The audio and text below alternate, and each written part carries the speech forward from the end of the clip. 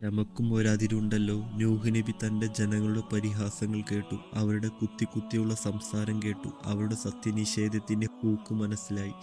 എന്നിട്ടും പതറാതെ തളരാതെ പ്രബോധന രംഗത്ത് തന്നെ ഉറച്ചു നിന്നു. ഒന്നല്ല, പത്തല്ല, നൂറല്ല, 950 വർഷങ്ങൾ. എന്നിട്ടോ വിശ്വസിച്ചവർ ചുരുക്കം ചിലർ മാത്രം. വിഗ്രഹങ്ങളെ ആരാധിക്കുന്നവർ അതിൽ തന്നെ ഉറച്ചു നിന്നു. സത്യനിഷേധികളുടെ നിഷേധത്തിൻ്റെ ശക്തി വർദ്ധിച്ചിരിക്കുന്നു. അസത്യവാദികൾക്ക് ഭൂമുഖത്ത് സർവ്വസുഖ സൗകര്യങ്ങളും നൽകപ്പെട്ടിരിക്കുന്നു. അവർ അതെല്ലാം ആസ്വദിച്ച് കൂടുതൽ ധിക്കാരികളായി പരിണമിക്കുന്നു. ഇത്രയധികം ക്ഷമാശീലം ചരിത്രത്തിൽ കേട്ടുകേൾവിയില്ല.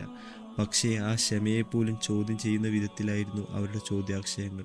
നൂഹേ, നീ വളരെ കാലമായി ഞങ്ങളോട് വാദപ്രതിവാദത്തിലേർപ്പെടുന്നു. ഭയാനകമായ ശിക്ഷയെക്കുറിച്ച് ഞങ്ങളെ ഭീഷണിപ്പെടുത്തുന്നു. നിന്റെ വാദഗതിയിൽ അല്പമെങ്കിലും സത്യത്തിന്റെ കണികയുണ്ടെങ്കിൽ നീ മുന്നറിയിപ്പ് തന്ന ആ ശിക്ഷ ഞങ്ങളിലേക്ക് ഇറക്കിത്തരുക.